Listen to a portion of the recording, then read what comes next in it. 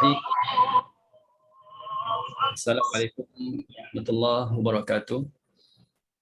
Alhamdulillahirabbil alamin wassalatu wassalamu ala asyrafil anbiya'i wal mursalin wa ala alihi wa sahbihi ajma'in.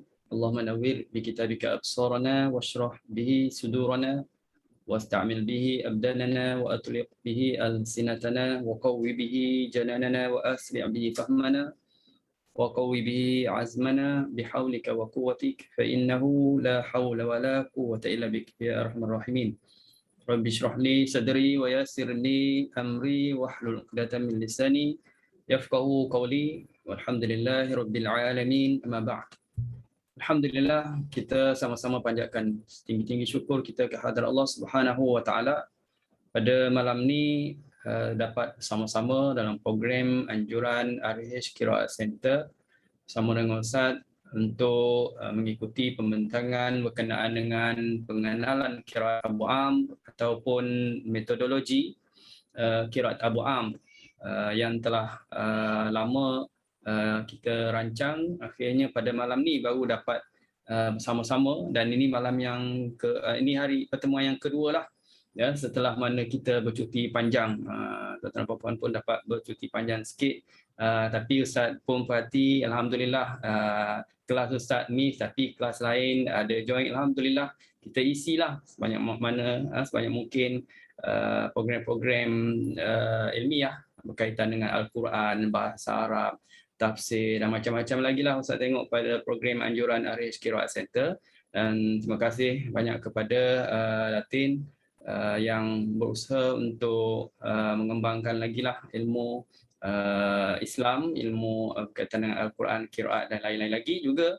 Terima kasih kepada tim yang bantu, Kak Lina, Kak Ros dan lain-lain lagi lah yang bantu untuk melancarkan lagi majlis ilmu kita. Mudah-mudahan dirahmati dan diberkati oleh Allah Subhanahu wa taala, insya-Allah. Dan malam ni kita akan bincang seperti biasa di kurang 1.5 jam. Selamat datang kepada semua, dan mungkin ada yang ikuti secara live di YouTube ataupun di Facebook. Di Facebook Ustaz dah buka satu grup, private group. Jadi tuan-tuan dan puan yang nak masuk kepada grup tu boleh join lah. Mungkin Kak Lina boleh share dalam Zoom nanti di chat ya, link untuk Facebook, ataupun boleh tengok di YouTube yang Kak Lina punya ya, Lina Sana. Okey. Baik, tak share di sini. Ya. Okey.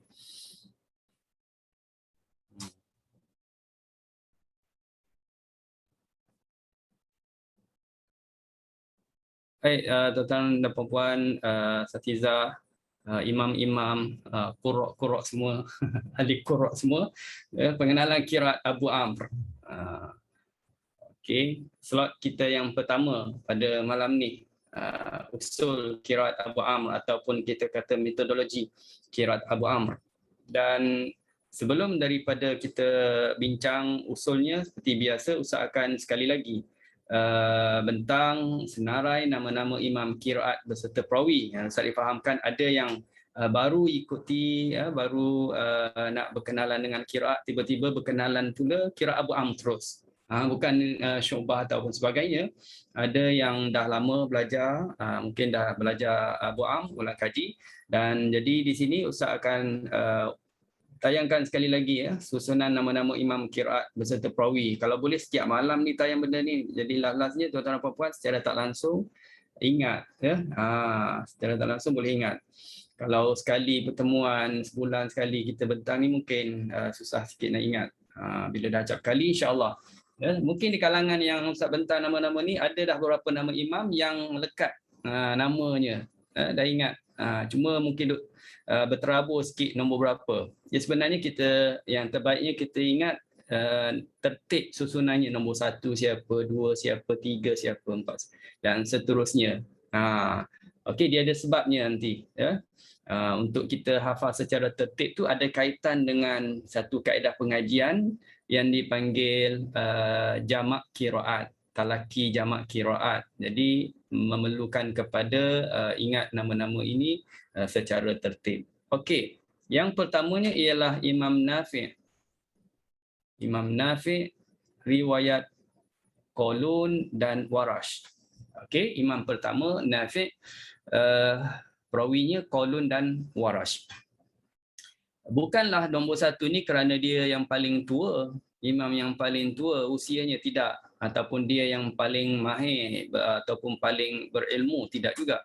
Penyusunan ini ulama antaranya Ibnu Jazari mengambil ataupun yang lain yang memilih meletakkan nama Imam Nafi' ini sebagai yang pertama.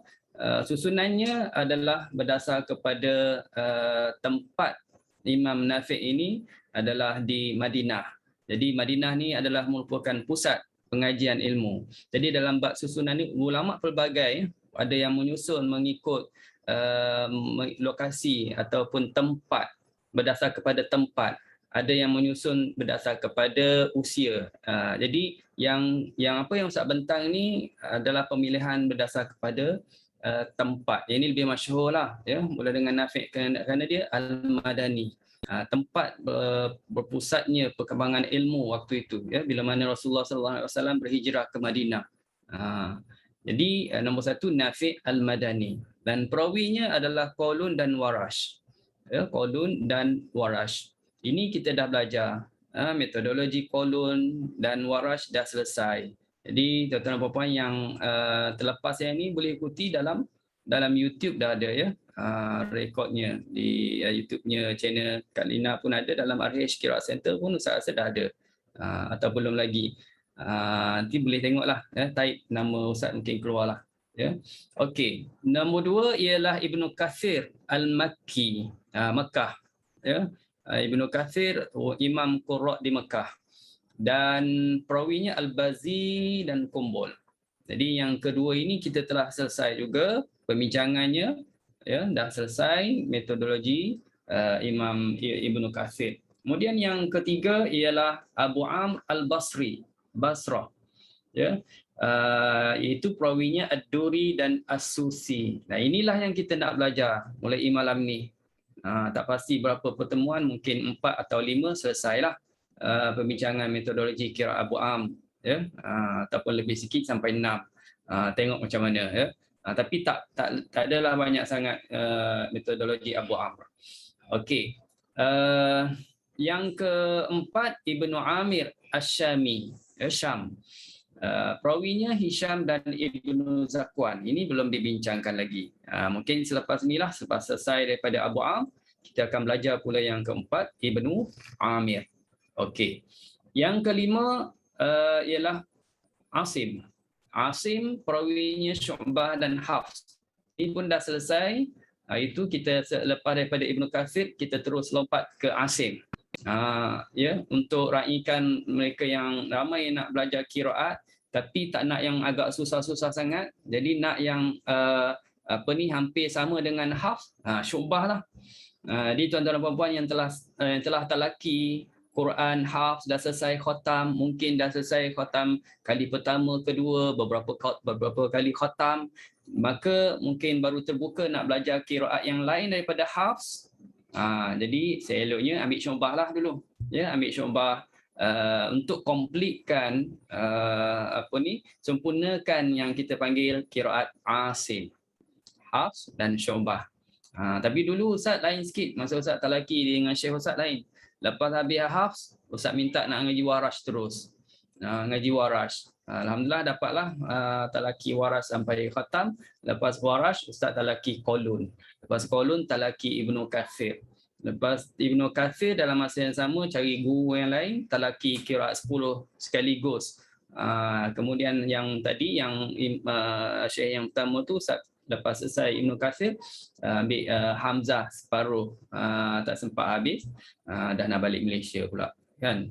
Jadi bila dah balik Malaysia rasa macam nak pergi pula, gitulah. Jadi bila ada di sana nak balik Malaysia, bila duduk Malaysia macam nak pergi. Waktu-waktu dulu masa mengaji gitulah. Okey. Jadi Syu'bah dengan Hafs tak adalah beza sangat, cara bacaannya hampir sama. Jadi baik, eloklah tuan-tuan dan puan-puan habis Hafs cuba belajar Syu'bah. Okey. Yang keenam Hamzah. Yang ini merupakan metodologi ataupun pembentangan tentang usul qiraat Hamzah yang awal sekali Ustaz bersama-sama dengan RH Qiraat Center bentangkan Hamzah. Terus nombor 6.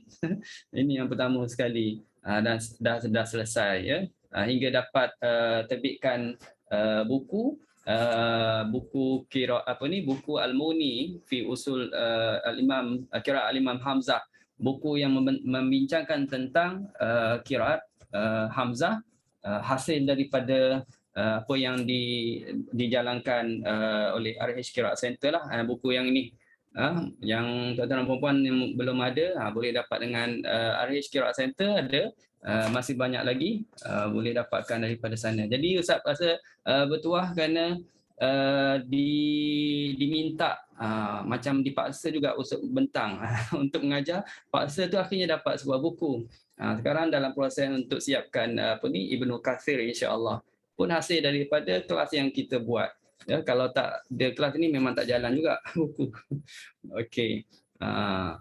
Kemudian yang ketujuh Al-Kisai, iaitu perawinya Al-Laits dan Ad-Duri, itu yang ketujuh.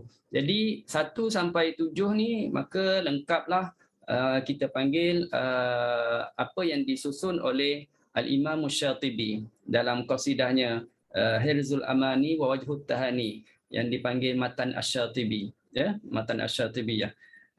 Jadi nombor 1 sampai 7. Imam Syatibi dia susun setakat 7 aja. Ataupun kita panggil qiraat surah daripada 1 hingga 7. Kemudian nombor 8 Abu Ja'far, perawinya Ibnu Wardan dan Ibnu Jammaz. Ya, nombor 9 Yaqub, perawinya Ruwais dan Rauh. Dan yang ke-10 yang terakhir sekali dalam susunan imam-imam qiraat, sebab kita ada 10 aja, ya. Yang lebih daripada 10, 11, 12, 13, 14 tu adalah bukan qiraat yang diterima pakai untuk kita buat ibadat, ya. 1 hingga 10 adalah imam yang mutawatir, ya, qiraat yang mutawatir yang sampai sanadnya kepada Rasulullah sallallahu alaihi wasallam. Jadi nombor 8, nombor 9, nombor 10 bukan mengikut Thariq Syatibi lagi, tetapi ia adalah Thariq Ad-Durrah. Ya, Thariq Ad-Durrah yang disusun oleh Imam Ibnu Al-Jazari. Okey, jadi 1 hingga 7 Thariq Syatibi, 8, 9, 10 Thariq Ad-Durrah. Tetapi kalau dihimpunkan keseluruhan 1, 2, 3, 4, 5, 6, 7, 8, 9, 10 Thariq yang berbeza daripada Syatibi dengan Ad-Durrah kita panggil Thariq Thayyibah. Thariq Thayyibah ataupun lebih terkenal dengan dipanggil Thariq Jazari.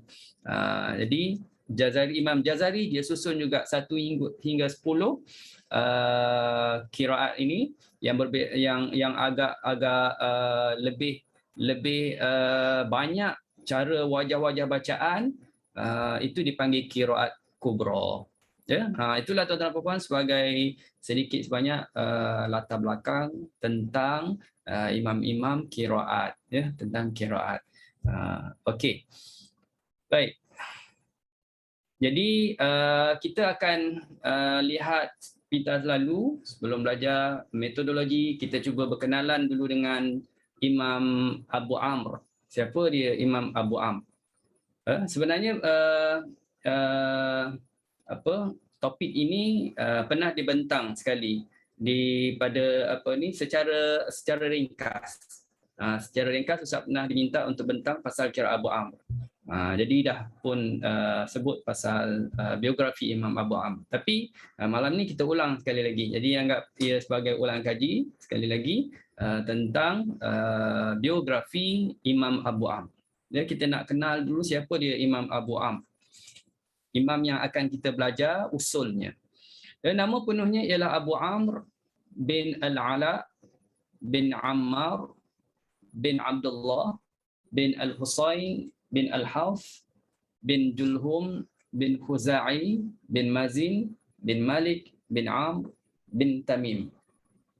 Panjang namanya. Ingat Abu Amr je lah. Abu Amr Al-Basri. Disandar kepada Basrah lah.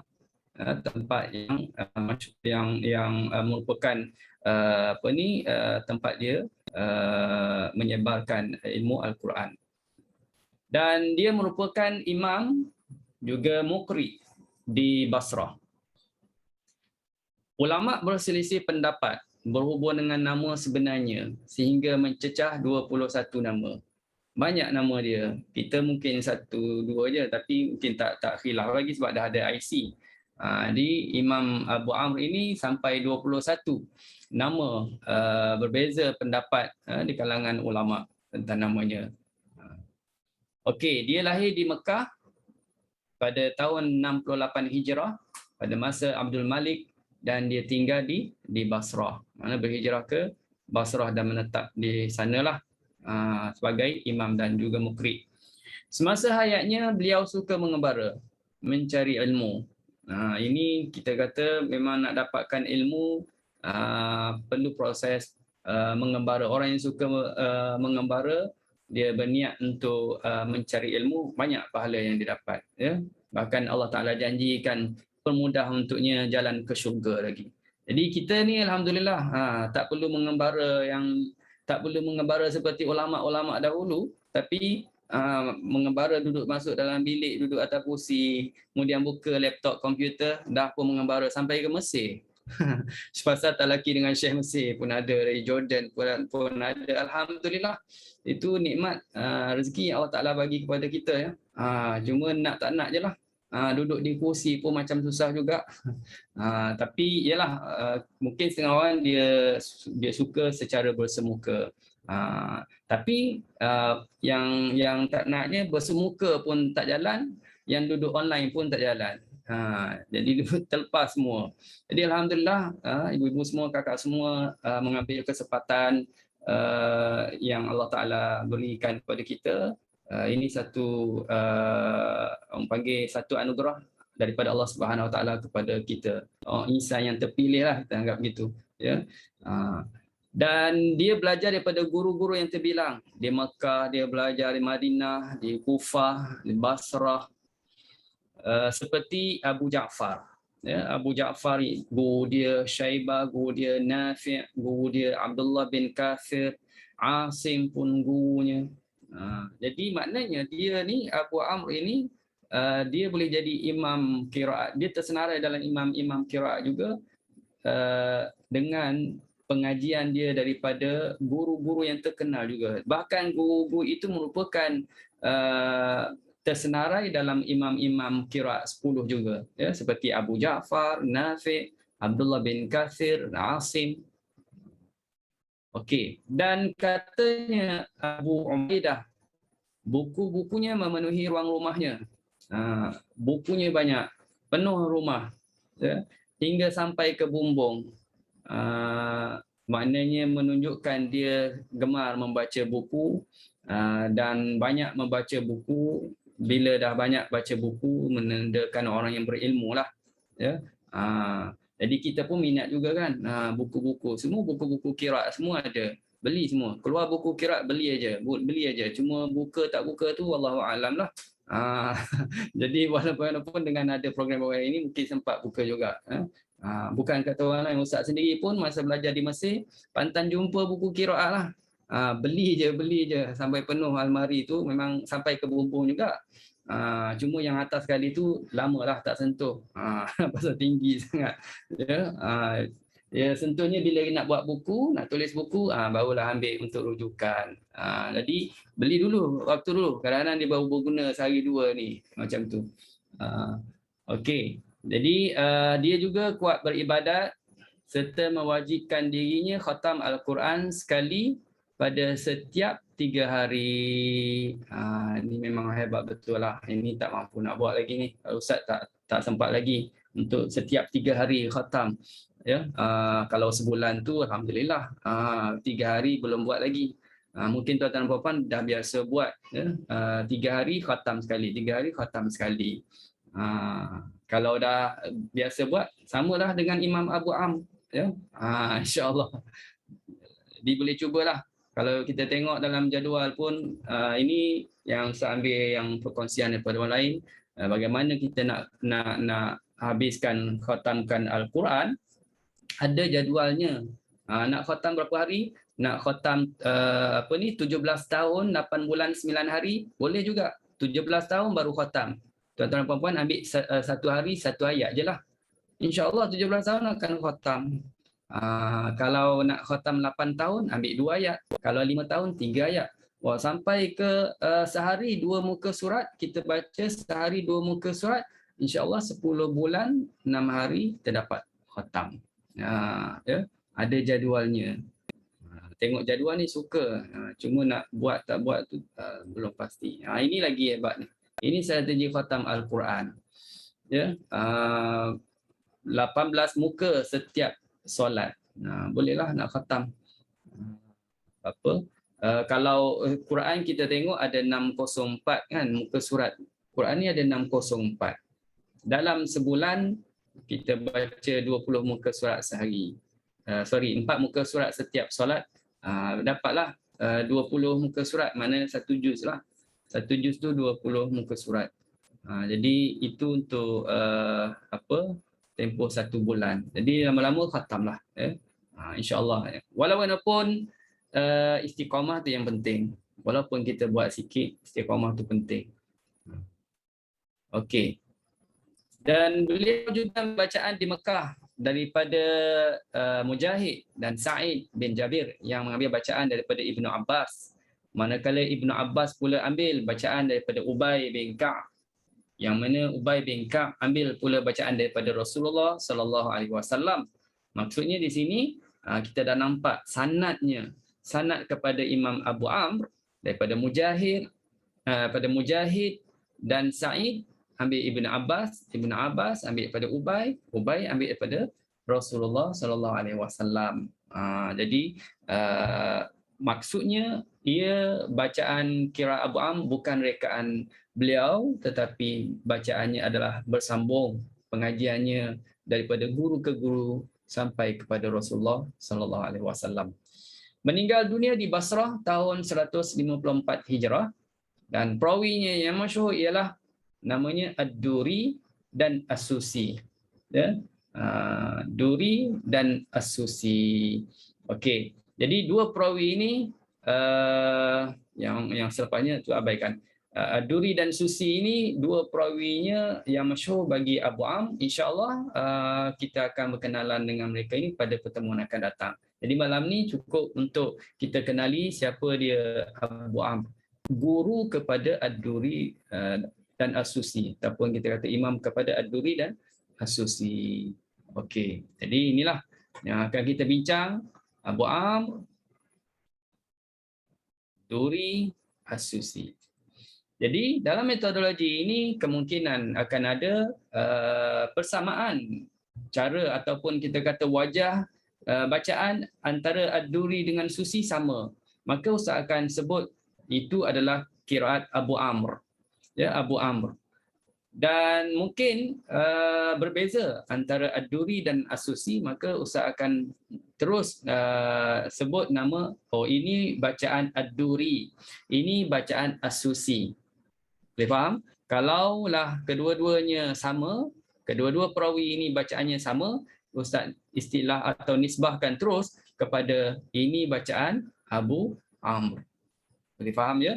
Itu seperti mana yang kita dah belajar metodologi qiraat yang lain lah.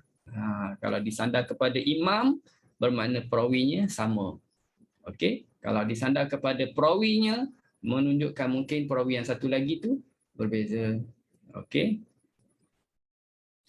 Baik, itu dipanggil riwayat lah, riwayat Ad-Duri, riwayat As-Susi. Yang atas Abu Amr kita panggil qiraat, ya, qiraat.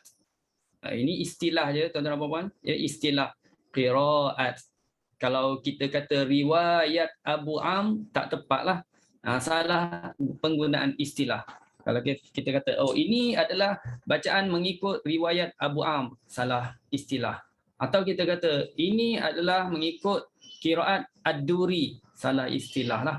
Jadi kalau nak sandar kepada Ad-Duri, kena kata ini bacaan mengikut riwayat Ad-Duri, riwayat As-Susi. Macam tu ya. Okey, kita masuk topik yang pertama. Topik yang pertama seperti biasa, mana-mana metodologi akan dimulakan dengan bab basmalah. Ya, bab basmalah. Kalau dalam buku usul kiraat mungkin dia mula dengan isti'adzah. Isti'adzah Ustaz tak bentanglah. Isti'adzah itu semua kiraat tu sama je, ya. Nak baca Quran mulalah dengan isti'adzah. Fa idza qara'tal Quran fasta'iz billahi minasyaitonir rajim. Itu umum mana-mana kiraat. Tuan-tuan dan puan-puan nak baca mana-mana kiraat mula dengan a'udzu billahi minasyaitonir rajim. Itu. Tapi perbincangan isti'adzah pun banyak juga. Tentang macam mana kalau nak baca di pertengahan surah, macam mana pula kalau kita nak sirah-sirah dia, lafaz-lafaz, itu saja ke yang boleh dibaca atau lain-lain lagi. Itu panjang lebar jugalah perbincangan isti'adzah. Mungkin dah belajar tajuk tersebut. Okey, jadi ini kita tengok bab basmalah, ya, tentang bismillahirrahmanirrahim. Tajuk ini adalah merujuk kepada bagaimana kita, apakah wajah-wajah yang kita boleh baca apabila kita dah selesai satu surah, kita nak baca surah yang baru. Tajuk ini, bab basmalah yang nak bincangkan ini merujuk kepada selesainya satu surah, nak masuk surah yang baru. Okey. Jadi apabila kita menyambung di antara dua surah, dia panggil menyambung di antara dua surah. Apa-apa surah lah. Tuan-tuan dan puan-puan baca Fatihah nak sambung Baqarah. Habis Baqarah nak sambung Ali Imran. Atau katakan habis Fatihah terus nak baca Qul a'udzu birabbin nas. Dipanggil sambung antara dua surah juga, ya. Jadi nak cepat khatam gitulah, lepas Fatihah terus lompat An-Nas. Khatam cepat sikit. Kalau Al-Baqarah, Ali Imran panjang sangat kan. Fatihah terus An-Nas. Okey. Baik, dulu-dulu ada juga pelajar-pelajar nakal-nakal sikit lah, ya. Nakal-nakal masa belajar dulu dengan guru, kadang-kadang guru tak tanda ayat ke berapa. Jadi hari ini baca ayat lain. Besok sepatutnya surah sambungan ayat 11 tapi dia lompat terus. Jadi cepat khatam. Jadi tuan-tuan dan puan-puan rasanya tak buatlah benda tu. Ada yang nakal-nakal dulu sampai cerita pada ustaz gitu. Sebab tu sekarang kita dah tanda dah, guru dah ambil perhatian, dia tanda juga, ya. Okey. Apabila menyambung di antara dua surah, tuan-tuan dan puan-puan, Abu Amr. Tengok, kalau Ustaz kata Abu Amr merujuk kepada siapa? Ad-Duri dan As-Susi. Ya. Jangan pula ditanyakan, Ustaz sebut Abu Amr, Duri macam mana? Susi macam mana? Tadi dah sebut kan. Kalau kita sandar kepada nama imam, Abu Amr bermakna Duri dengan Susi itu samalah, ya. Abu Amr mengisbatkan, maknanya menetapkan, maknanya kena baca basmalah. Diletakkan basmalah. Kena pisahkan dengan basmalah. Habis satu surah, pisahkan dengan basmalah. Kecuali di antara surah Al-Anfal dengan Taubah. Ini pun dah masyhur, ya, kita dah belajar. Kalau dah habis surah Al-Anfal, nak masuk surah Taubah, itu ada perbincangannya nanti. Okey. Itu satu cara. Maknanya kena baca basmalah. Cara yang kedua ataupun bagi Abu Amr harus juga dibaca tanpa basmalah. Nampak? Jadi dalam bab ini nak menyambung antara dua surah, tuan-tuan dan puan, nak baca basmalah pun boleh, tak nak baca basmalah pun boleh. Okey? Boleh dua-dua, nak baca basmalah atau tak nak baca basmalah. Beza tak dengan hafz? Beza. Kalau kita belajar hafz saja, kita dari dulu memang kita habis satu surah, nak sambung surah baru, kita akan baca Bismillahirrahmanirrahim. Habis satu surah, sambung surah baru, baca pula Bismillahirrahmanirrahim. Tapi Abu Am, baca boleh, tak nak baca pun boleh. Okey, kita tengok perinciannya macam mana. Okey, macam ni. Kalau kita baca basmalah, kita letakkan basmalah, isbatkan basmalah, maka dia akan pecah kepada tiga. Yang tuan-tuan dan puan sedia maklum, kalau letak basmalah pecah kepada tiga, yang kita sebut qat'ul jami'. Itu yang pertama. Ataupun yang kedua, waqaf akhir surah, sambung basmalah dengan awal surah. Itu wajah kedua ya. Waqaf akhir surah, kemudian sambung basmalah dengan awal surah. Itu wajah kedua. Wajah ketiga, waslul jami', sambung semua. Wajah pertama tadi, berhenti semua. Wajah ketiga, sambung semua. Dalam wajah 1, 2, 3, semuanya kena ada basmalah.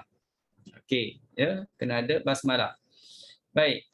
Dua wajah yang harus dibaca juga bagi qiraat Abu Amr, bila mana tak baca basmalah, dia akan pecah kepada dua pula di situ, iaitu wasal dan juga saktah.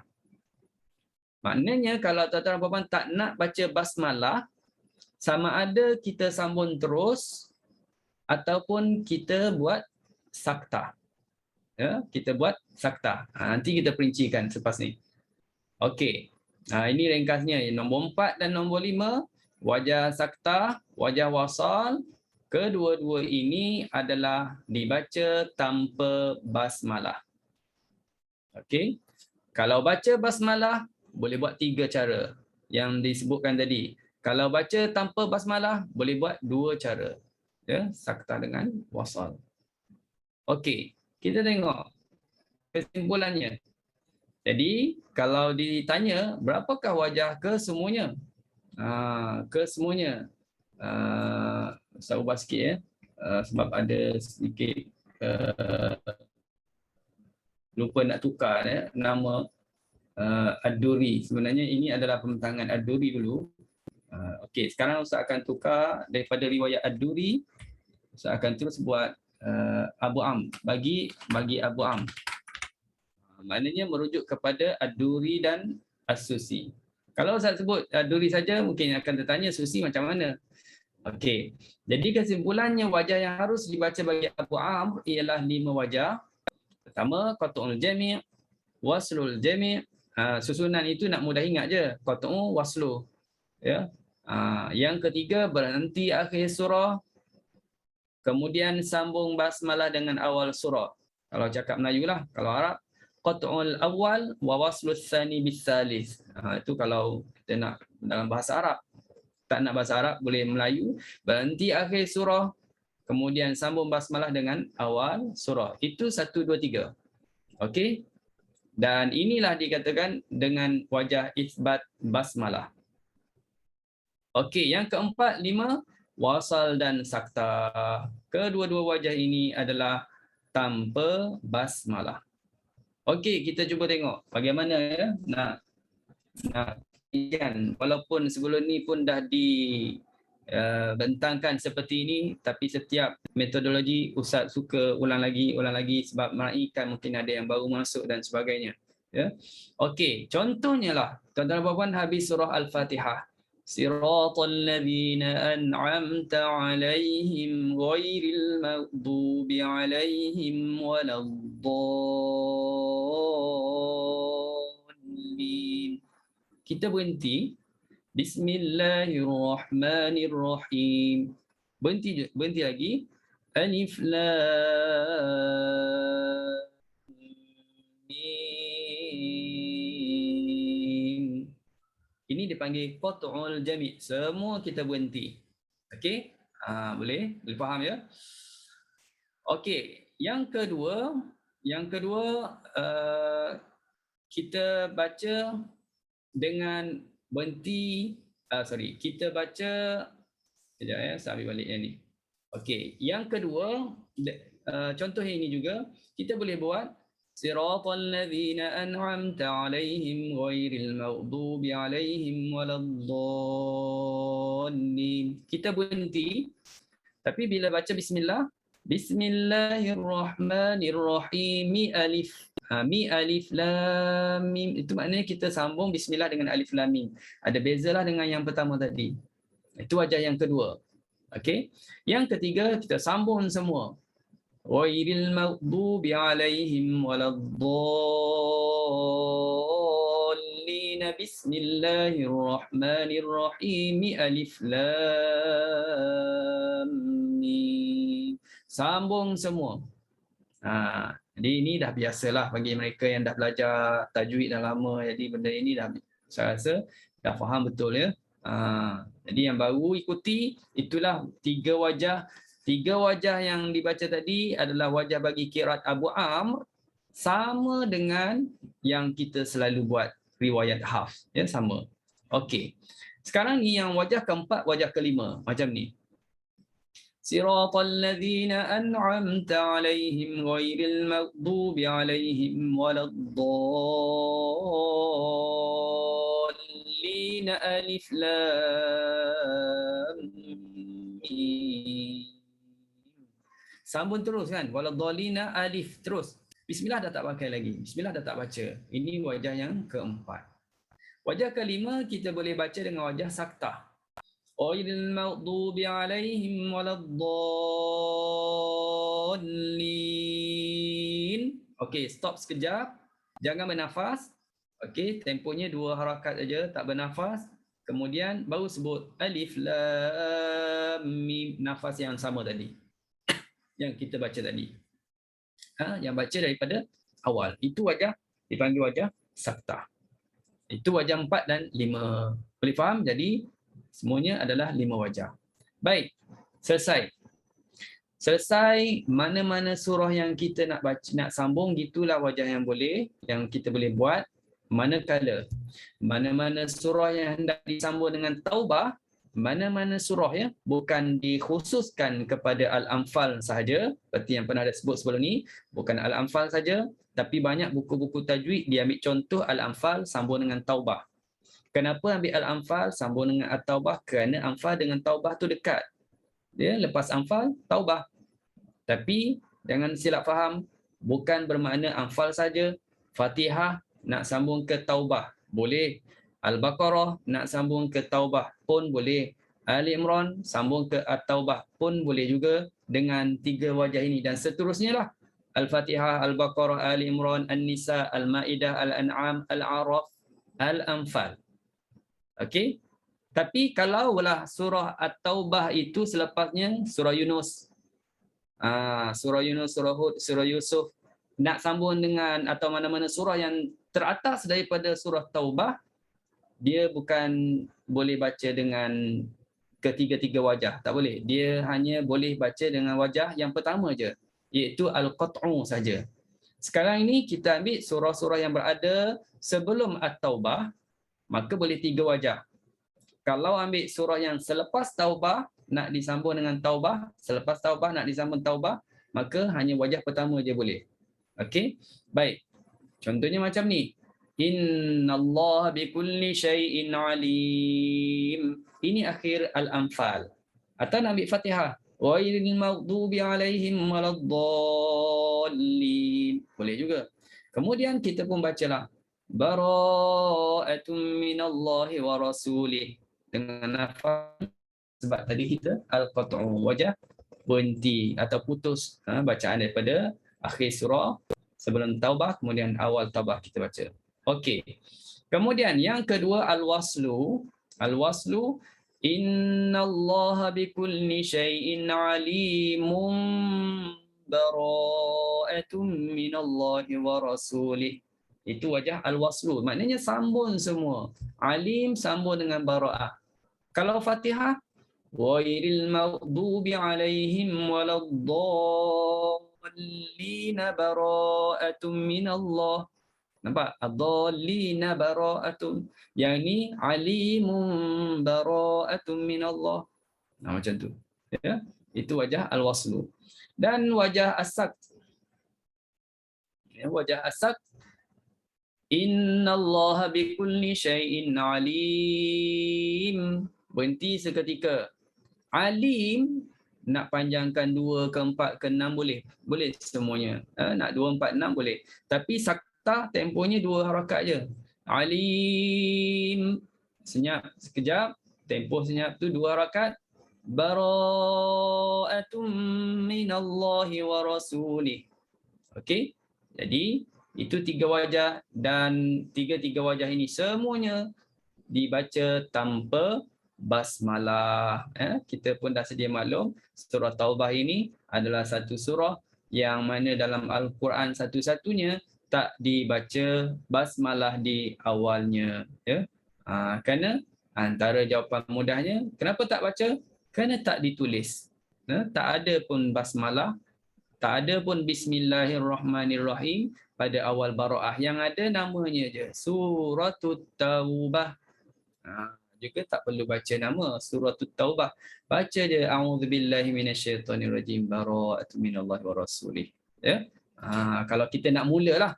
Kalau kita nak mula, kita bacalah a'udzubillah. Tapi dah baca dah surah Anfal, habis Anfal, tak perlu lagi baca a'udzubillah. Bukan baca innallaha bikulli syai'in alim, habis Anfal. A'udzubillahi minasyaitonirrajim bara'atun, tak perlu dah baca a'udzubillah, sebab a'udzubillah tu hanya dibaca sekali je pada awal permulaan bacaan Al-Quran, ya. Walaupun kita baca banyak surah. Selesai tajuk yang pertama. Saya rasa boleh faham, ya. Di samping kita bincang pasal Abu Am, ulang kaji yang Hafs tu sendiri. Kerana ada wajah yang sama yang kita sebut tadi, Qatul Jami', Waslul Jami', Qatul Awal, wa Waslul Tsani bis Salif. Untuk wajah sambung di antara dua surah. Sekarang kita tahulah. Jadi masa talaki tuan-tuan dan puan-puan, mungkin boleh praktiklah sekali dua praktik. Maknanya mungkin habis Fatihah, sambung Al-Baqarah, buatlah ke-5 wajah itu. Bergantung guru jugalah, ya. Mungkin guru nak cepat ke, tuan-tuan dan puan-puan sendiri pun nak cepat, tak baca tapi maklum benda ni tahu boleh dibaca macam ni. Terpulanglah, ya. Okey. Sekarang kita belajar pula bab yang kedua, iaitu tentang mad dan qasr. Mad dan qasr. Okey. Panjang pendek. Bagi mad dan qasr ini dibahagikan kepada 3 jenis mad. Ustaz hanya bincang di sini, ya, kita akan bincang ialah 3 mad saja. Mad munfasil, mad silah tawilah 1 dan 2. Letak dalam satu petak kerana kadar harakatnya adalah sama. Yang ketiga, mad muttasil. Manakala mad-mad yang lain tak dibincangkan kerana hukumnya sama dengan riwayat Hafs sendiri, ya, tak ada beza, sama je. Kalau kita belajar mad badal ke, mad lin ke, mad ma'arid li sukun ke, mad iwad ke, mad lazimnya, macam-macam mad lazim tu. Jadi hukumnya adalah sama. Jadi mad tersebut kita tak bincang, ya, untuk jimatkan masa. Okey. Pengertian mad ini pun sama juga, kita copy daripada yang dah dibentang sebelum ni. Okey, mad bermaksud memanjangkan bacaan dengan kadar harakat tertentu. Itulah mad, ya, panjangkan bacaan. Ada kadarnya. Panjang tu satu, tapi kadarnya ada juga, ya. Nak panjangkan berapa? Manakala qasr, qasr maknanya pendek. Pendekkan bacaan. Tapi dengan istilah qasr juga nak diingatkan sekali lagi, ia juga bermaksud sunyi daripada mad. Juga diguna istilah qasr. Maka hati-hati dalam kita baca buku dalam tulisan Arab yang ada menggunakan istilah qasr, diguna dua. Qasr pendek bermakna 2 harakat, ataupun qasr bermakna tak dipanjangkan, ya, tak sunyi daripada mad, tak ada mad langsung, juga diguna istilah sebagai qasr. Jadi kena hati-hati di situ. Contoh ayat yang kita baca surah Az-Zumar, wa in tashkuru yardahu lakum, tu tak dipanjangkan, yardahu lakum. Maka ada buku yang tulis qara'a bil qasr, dibaca dengan qasr. Pendek di situ, tak ada mad. Jadi kalau kita hanya faham istilah qasr itu bermakna pendek tu 2 harakat, semuanya salah lah. Jadi mungkin di sini kalau disuruh baca qasr, kita pun banyaklah wa in tashkuru yardahu lakum. Kenapa baca gitu 2 harakat? Tu dia suruh baca qasr. Tu dah silap faham, ya. Qasr, tengok keadaan. Ya, kadang-kadang buku ada yang buat dalam kurungan qara'a bil qasr, dalam kurungan bidunil mad pun ada juga gitu, ya. Okey. Baik, mad muttasil. Okey, mad muttasil Abu Amr baca dengan 4 harakat. Boleh ingat lagi kan? Kalau Ustaz kata Abu Amr, Ia merujuk kepada siapa? Ad-Duri dan As-Susi. Duri baca 4 harakat, Susi pun baca 4 harakat pada mad muttasil. Contoh jaa, itu mad muttasil. Jaa, alif yang bertemu dengan huruf hamzah dalam satu kalimah, ya.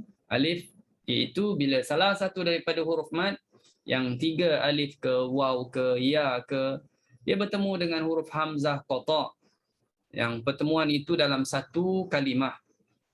Okey, ini definisi yang biasalah kalau kita dah belajar tajwid lama tu, teringatlah ya definisi kepada mad muttasil, iaitu alif atau huruf mad lah bertemu dengan hamzah dalam satu kalimah. Poinnya dalam satu kalimah.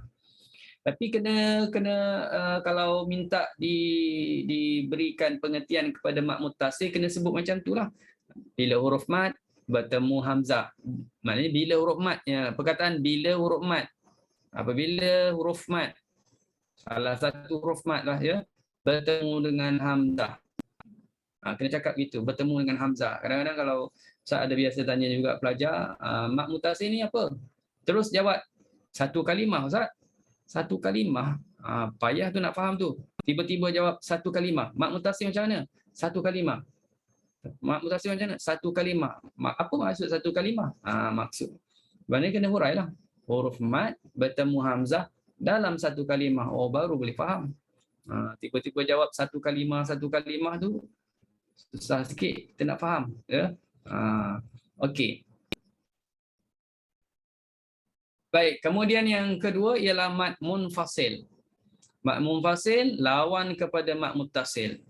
Mana mad munfasil ini terjadi bila salah satu daripada huruf mad yang terletak di akhir kalimah, terletak akhir kalimah tu bertemu hamzah qata pula di awal kalimah berikutnya. Yang tu duduk di akhir huruf mad, yang hamzah pula duduk di awal. Maknanya rumah lain-lain lah, ya, kalimah berlainan. Pertemuan mad dengan hamzah tu pada kalimah berlainan.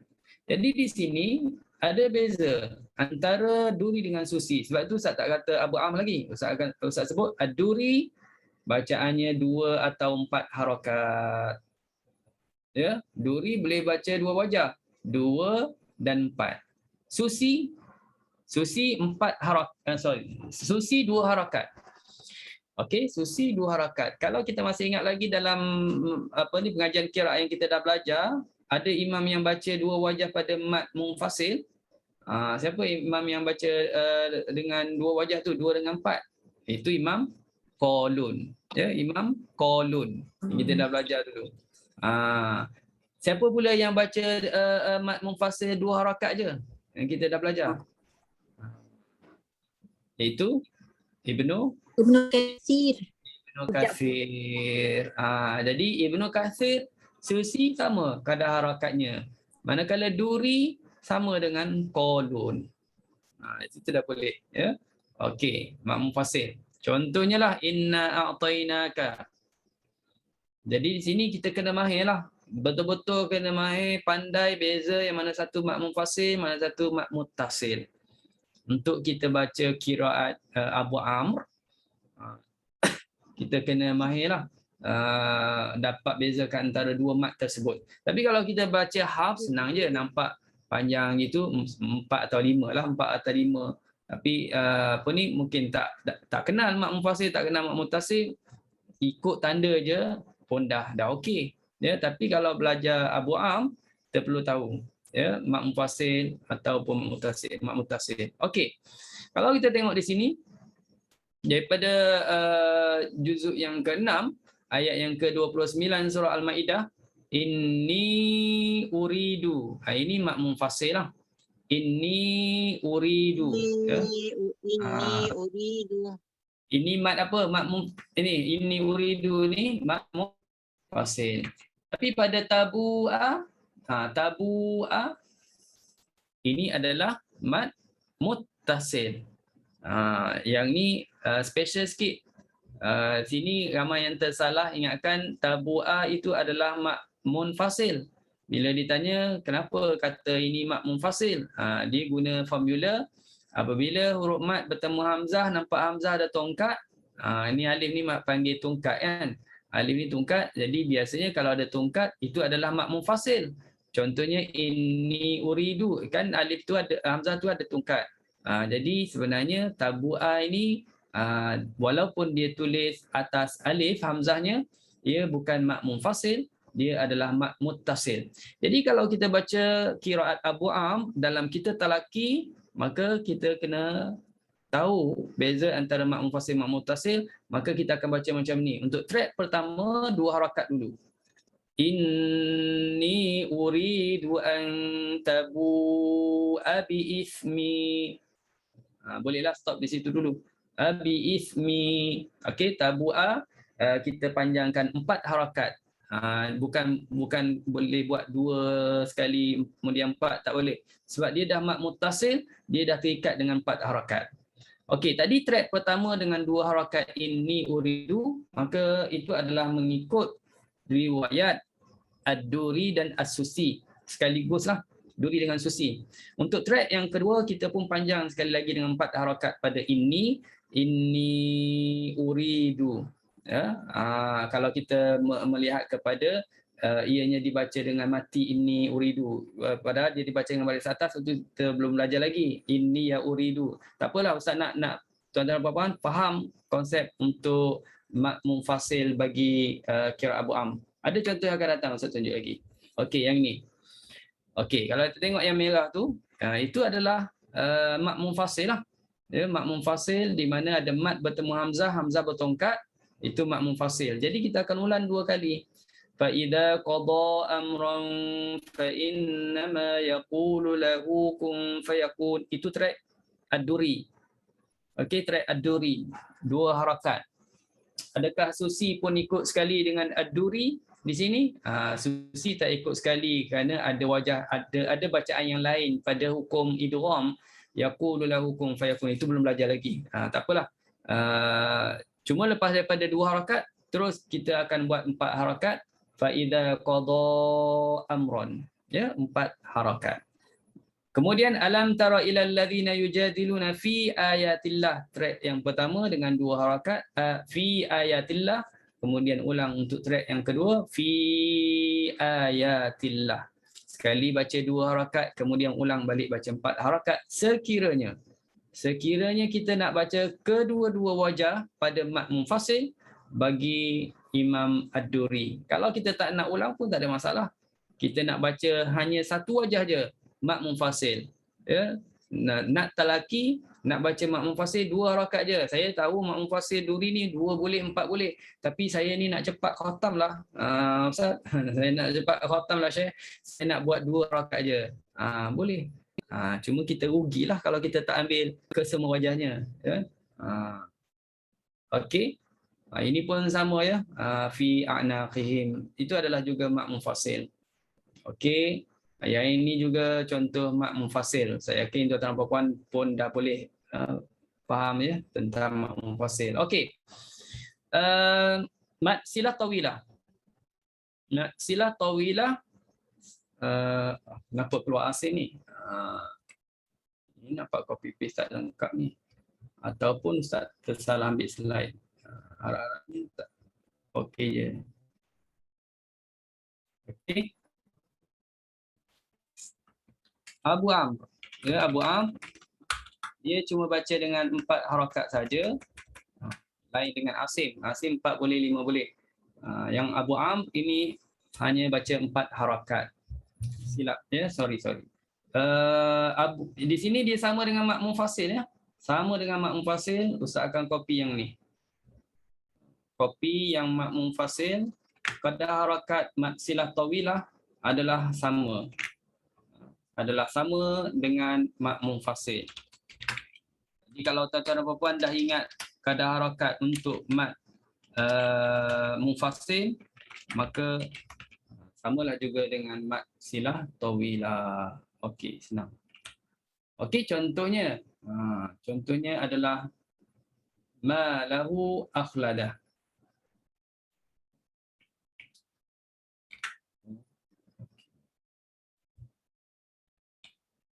Baik. Ad-Duri 2 dengan 4, As-Susi 2 rakaat aja. Ya. Ad-Duri 2 dengan 4, As-Susi 2 rakaat saja pada maksilah tawilah. Okey. Baik. Contohnya di sini. Jadi ini sebagai keseluruhan daripada mak munfasil, maksilah tawilah dan mak muttasil. Dia boleh ingat ya untuk qada harakat imam-imam tersebut ya, Ad-Duri dengan As-Susi. Okay, baik. Ini satu lagi untuk perhatian tuan-tuan dan puan-puan semua, surah Al-Qasas juz yang ke-20, page yang ke-394. Perkataan yang Ustaz highlightkan di sini ialah latanu'u. Inna qaruna kana min qaumi Musa fabagha 'alaihim wa atainahu minal kunuzi ma inna mafatihahu latanu'u, iaitu mat muttasil ya, mat muttasil. Jadi tak boleh ulang dua kalilah, hanya sekali aja untuk mat muttasil. 4 harakat. Yang boleh ulang 2 dengan 4 harakat bila baca duri di sini. Ini boleh buat dua track. Wa atainahu minal kunuzi ma inna mafatihah. Itu track pertama 2 harakat. Ulang balik.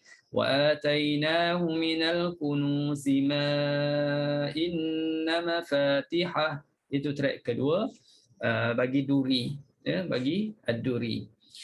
Okey. Habis tajuk yang kedua.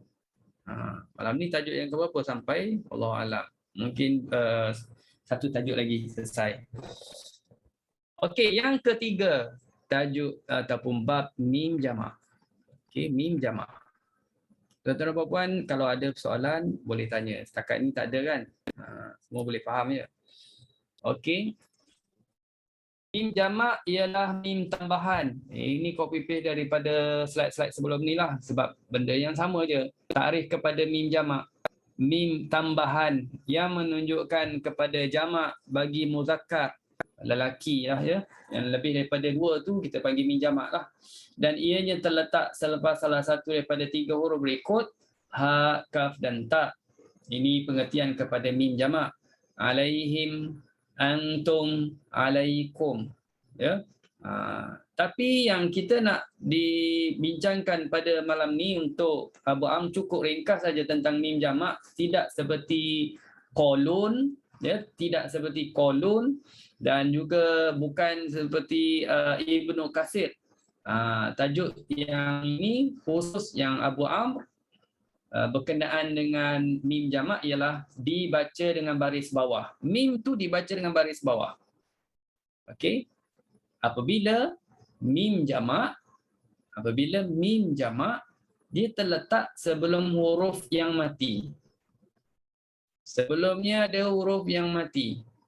Dia terletak sebelum huruf mati, maknanya depannya ada huruf matilah ya. Dan sebelumnya huruf ha.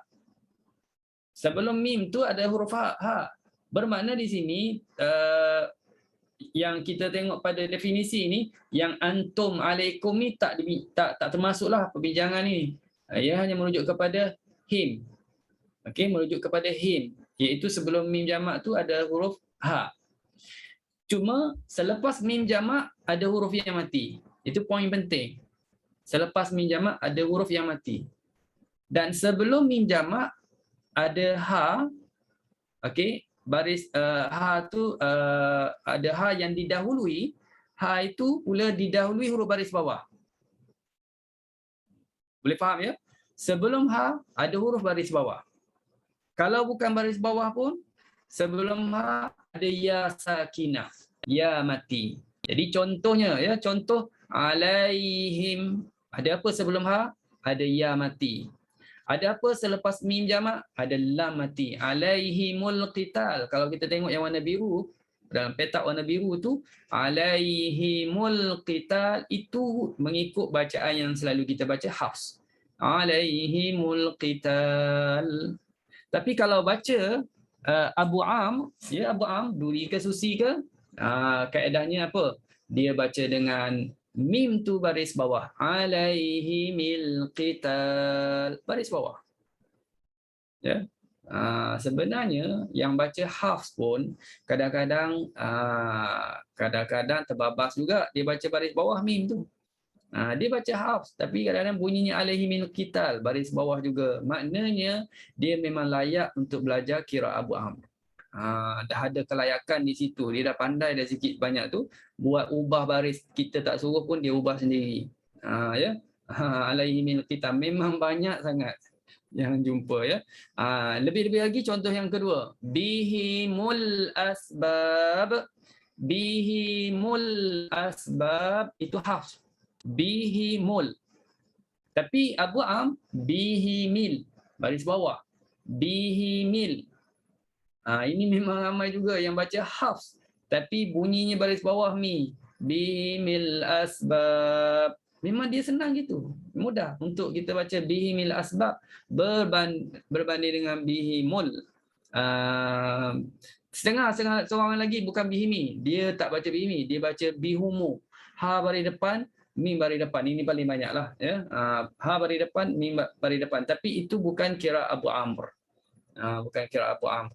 Ya. Yang Abu Amr baris bawah alaihi min qital bihi mil asbab. Jadi jumpa lagi ayat-ayat yang lain yang patternnya macam ni, jangan lupa untuk kita baca mengikut usul qiraat Abu Amr, iaitu bariskan mim dengan baris di bawah. Kalau waqaf tak ada masalah lah, matikan mim. Alaihim, matikan mim.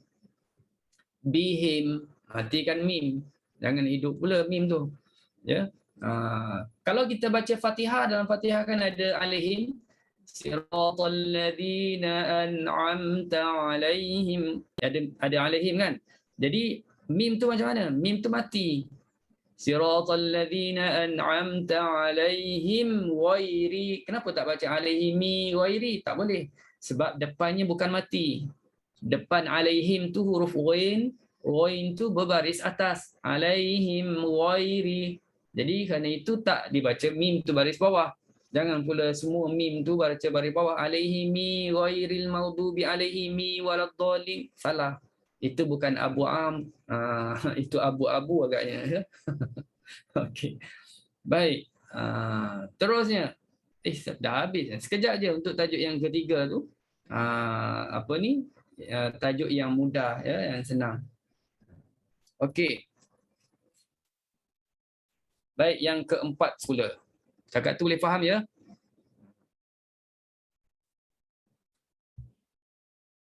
Tajuk yang keempat. Okey, ni tajuk dua hamzah dalam satu kalimah. Ini pun tajuk senang juga. Semuanya senang. Satu senang, dua senang, tiga senang. Yang empat ni lagi senang.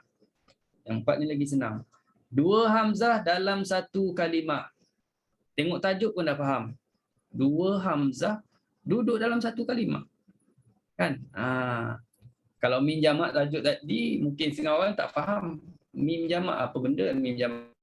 Okey, yang ni pertemuan dua hamzah satu kalimah yang dimaksudkan dalam bab ini ialah dua-dua hamzah tersebut terdiri daripada hamzah qata'.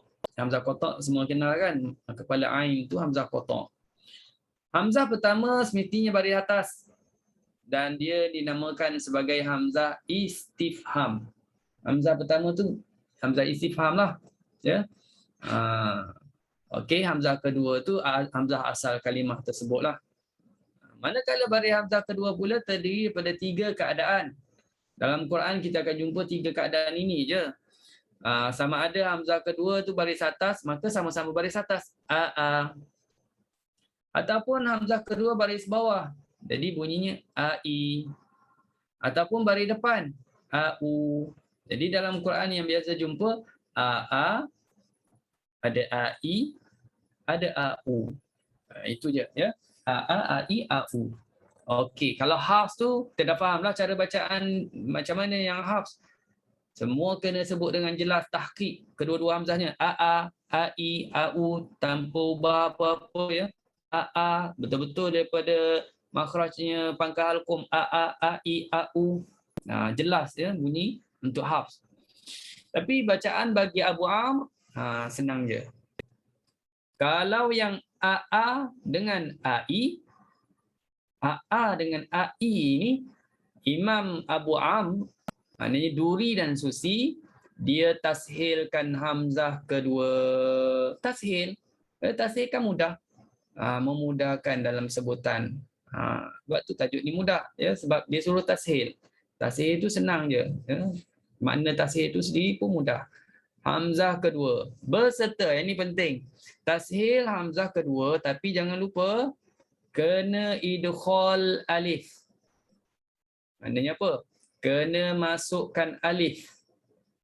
Sebelum tashil tu masukkan alif yang menjadi pemisah di antara hamzah pertama dengan hamzah kedua yang kita tashilkan. Contoh kalimah a'anzartahum, itu tak ada buat apa-apa ya. Sebut satu-satu. Tapi kalau Abu Am, sebelum kita tashil hamzah kedua, panjangkan dulu yang pertama. 2 rakaat. Lepas tu baru tashil.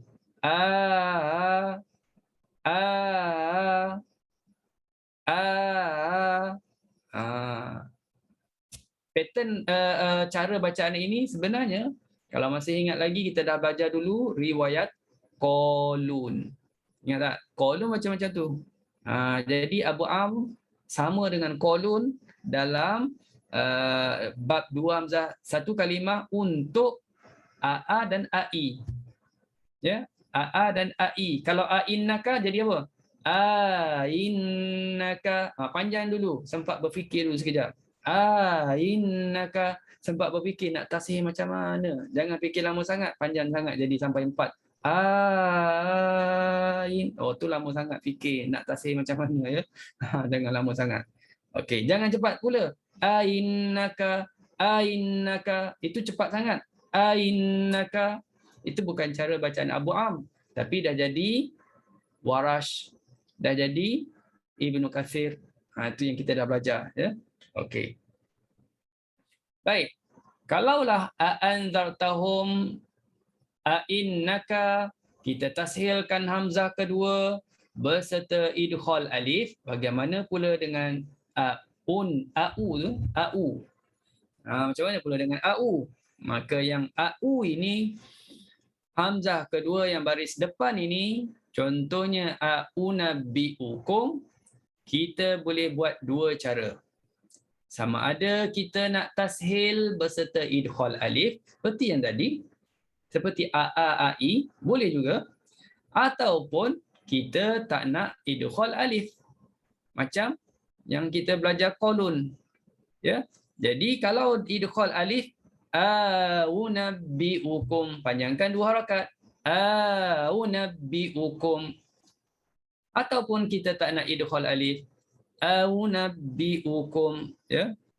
Unabbiukum. Wah. Ustaz baru tengok baru tengok chat. Kalau memulakan bacaan di mana-mana ayat di surah Taubah boleh baca basmalah. Okey, baru tengok soalan kepada yang ditanyakan tadi tentang surah Taubah. Okey, yang tadi kalau di pertengahan surah Taubah nak baca bismillah boleh, tak nak baca bismillah pun boleh. Okey, boleh dua-dua. Kemudian soalan yang lain lagi. Ustaz, kalau tadarus dengan beberapa orang, setiap peserta baru perlu baca isti'adah ke tidak? Jawapannya perlu baca. Masing-masing baca.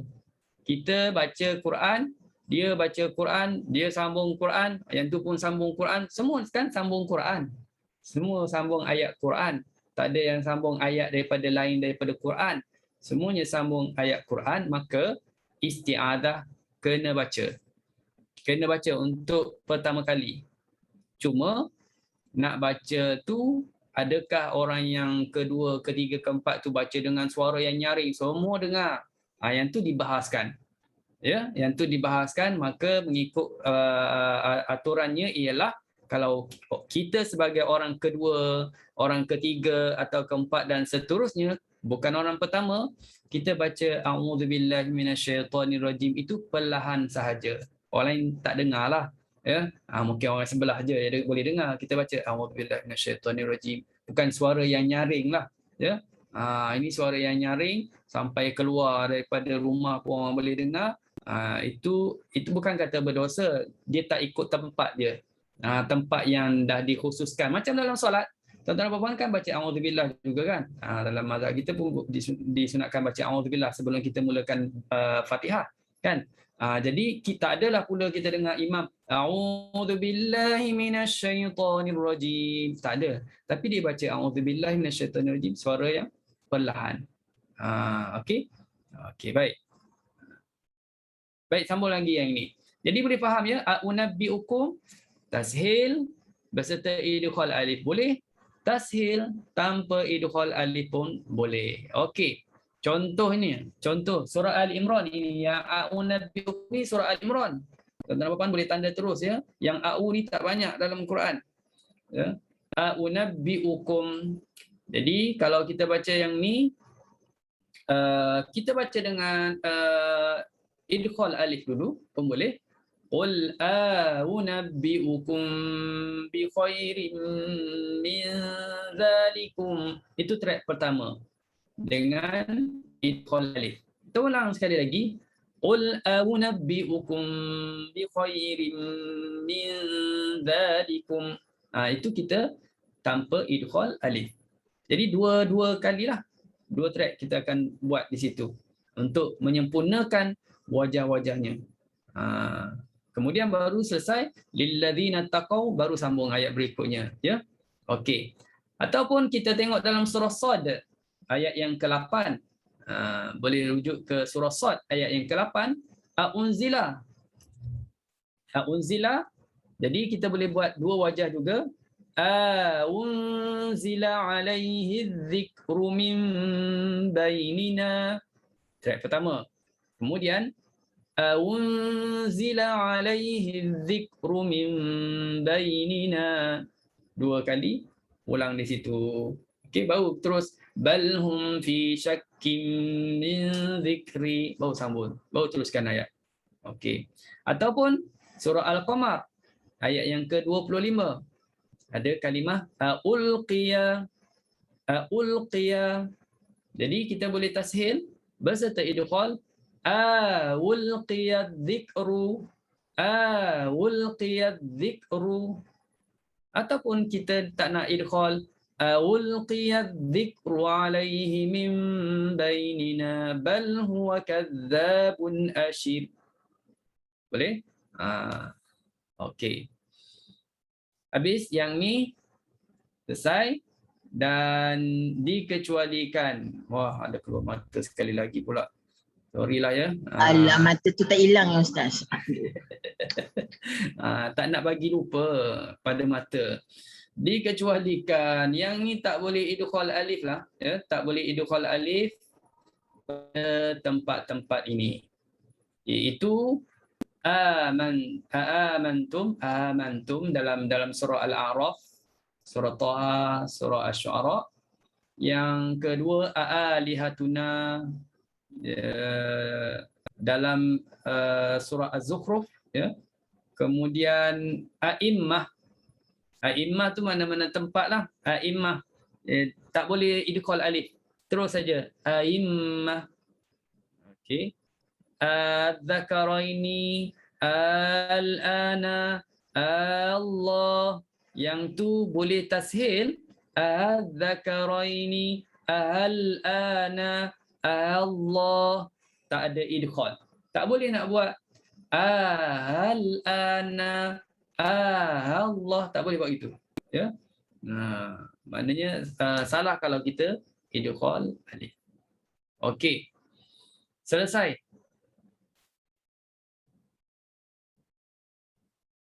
Okey, sekarang ni pula, ini mungkin perbincangan yang akhir ya. Pada istifham yang berulang-ulang, maka bagi Abu Amr ialah dibaca dengan istifham pada yang pertama dan kedua. Senang je. Cuma Ustaz datangkan atau Ustaz listkan semua tempat-tempat ayat yang mana termasuk dalam pembincangan ini. Ya, macam ni. Dalam ayat ini ada 2 kali istifham. Yang warna merah tu, waqalu aiza. Ada aiza, ada hamzah yang pertama baris atas, hamzah kedua baris bawah. Kemudian pergi lagi dalalna fil ardi, ada pula inna, ada hamzah satu baris atas, satu baris bawah. Ini dipanggil berulang-ulang. Yang pertama aidza pun dah dipanggil istifham. Yang kedua inna pun juga dipanggil istifham. Maka dipanggil istifham berulang-ulang. Maka qiraat Abu Am dia kekalkan kedua-dua itu dalam bentuk istifham. Dia tak hilangkan hamzah yang baris atas tu. Dia tak buangkan hamzah yang baris atas. Cuma kita kena tahulah, kalau dah dia kekalkan hamzah istifham, maka jangan lupa dia baca dengan tashil hamzah kedua beserta apa? Idkhal alif. Wa qalu aidza. Ada istifham di situ. وَقَالُوا أَإِذَا ضَلَلْنَا فِي الْأَرْضِ أَإِنَّا لَفِي خَلْقٍ جَدِيدٍ. Ulang lagi. Tadi baru track pertama. وَقَالُوا kita buat 2 harakat. Ulang lagi. Buat 4 harakat pula. Untuk siapa? Duri. وَقَالُوا أَإِذَا ضَلَلْنَا فِي الْأَرْضِ أَإِنَّا لَفِي خَلْقٍ جَدِيدٍ. Okey, 2 track. Baik. Dah faham? Itu maknanya dia kekalkan ya kedua-dua tu dengan istifham. Maka di sini dah terangkan. Okey, inilah tempat-tempatnya. Ada 11 tempat yang dibaca dengan hukum yang telah dijelaskan tadi.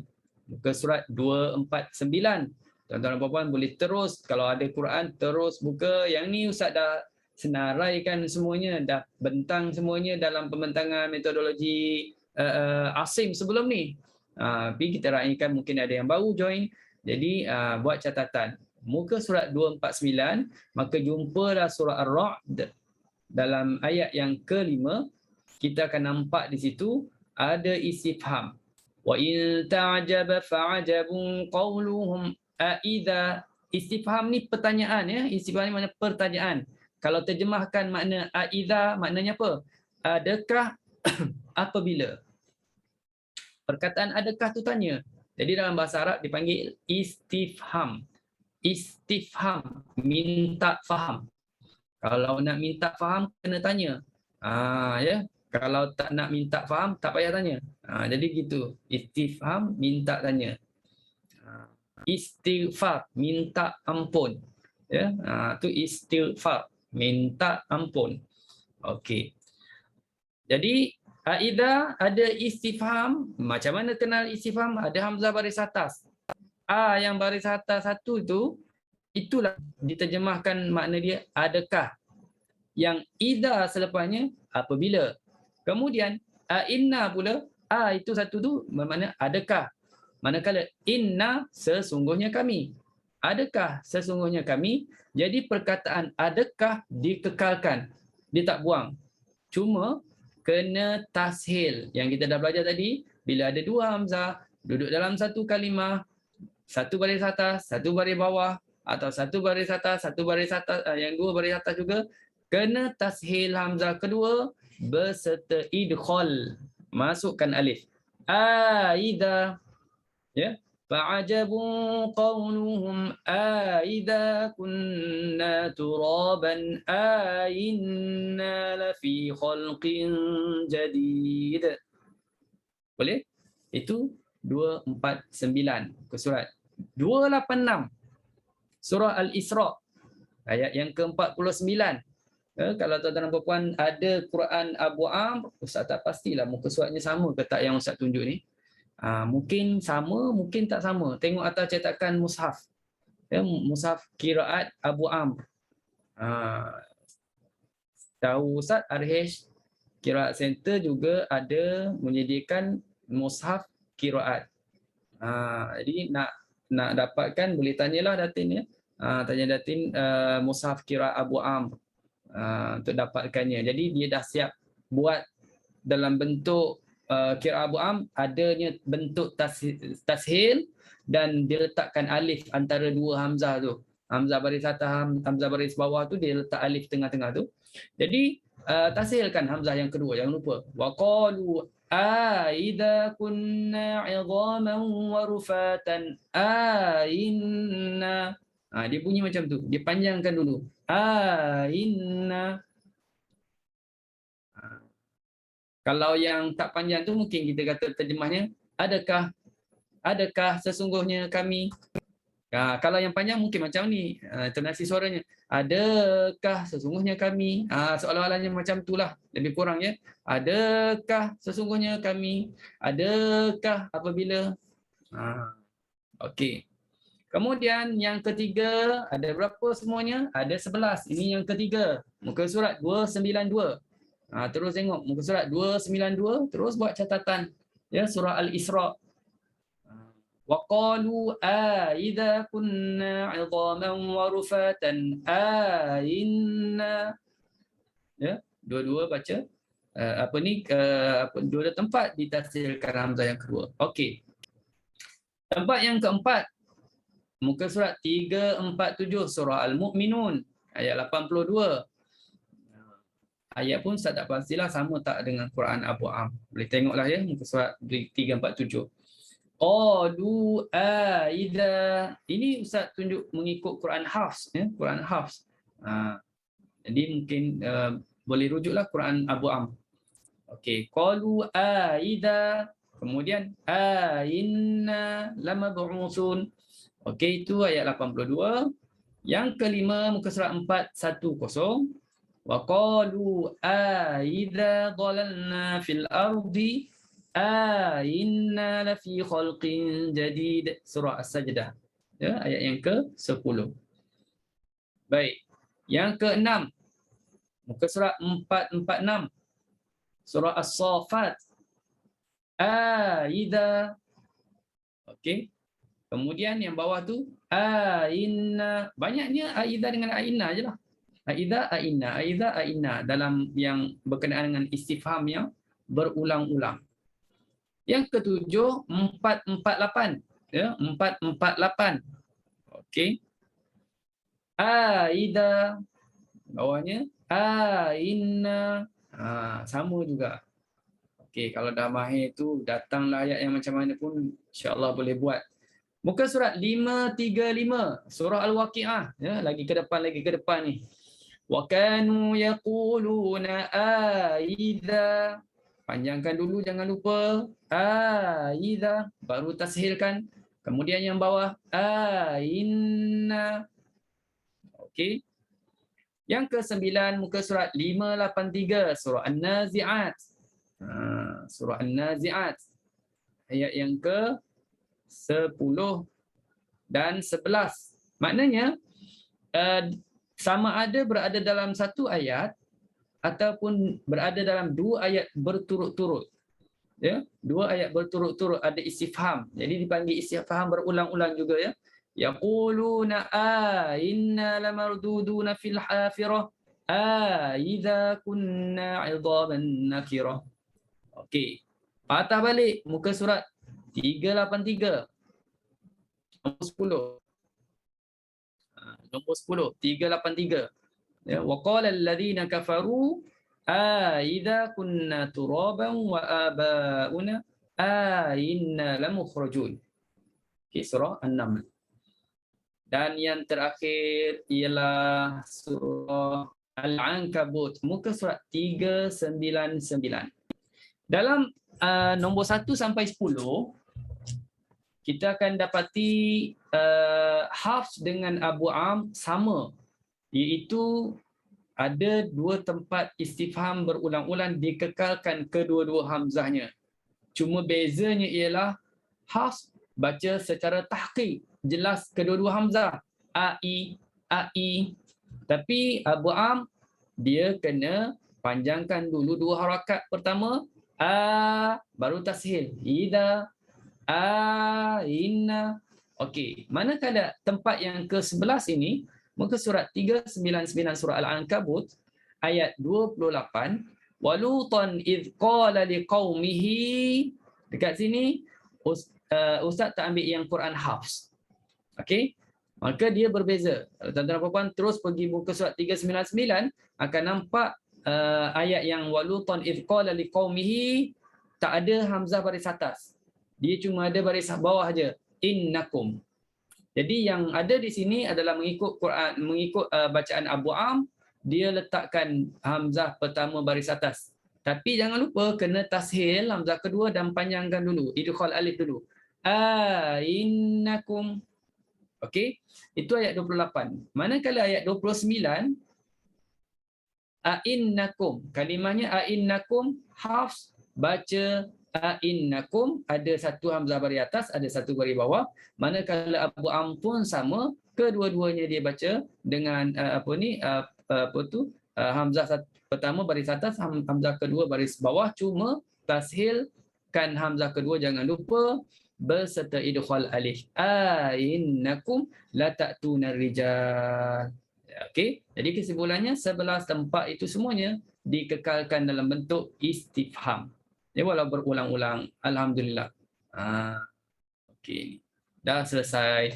Alhamdulillah tuan-tuan dan puan-puan, perbincangan kita pada malam ini sebanyak 4 tajuk berkenaan dengan basmalah, mad dan qas, kemudian mim jamak, kemudian tentang 2 hamzah dalam satu kalimah berkenaan dengan qiraat Abu Amr. Ya, dirasanya mudah-mudahan tuan-tuan dan puan-puan dapat faham penerangan Ustaz insya-Allah, dan pada pertemuan akan datang kita akan sambung tajuk yang berikutnya pula ya. Okey. Ustaz rasa tak ada persoalan lah ya. Tengok dalam chat pun dah selesai semuanya. Kalau ada soalan mungkin satu, kalau tak ada kita boleh stop di sini saja. Stop share. Stop share habis. Okey. Jadi terima kasih kepada semua yang bersama-sama pada malam ni sekali lagi. Dan jangan lupa insya-Allah pada minggu hadapan masa yang sama kita akan sambung tajuk yang baru. Okey. Wallahu alam bisawab. Kita kat ni dulu. Bismillahirrahmanirrahim. Alhamdulillahirabbil alamin wassalatu wassalamu ala asyrafil anbiya'i wal mursalin wa ala alihi wa sahbihi ajma'in. Ya Allah ya Tuhan kami, rahmatilah kami dengan Al-Quran. Jadi Al-Quran sebagai pemimpin kami, cahaya petunjuk dan rahmat kepada kami.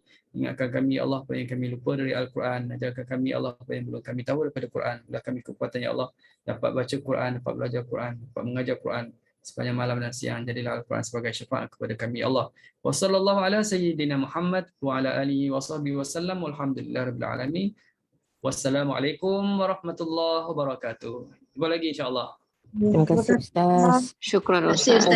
Ustaz. Terima kasih Ustaz. Assalamualaikum.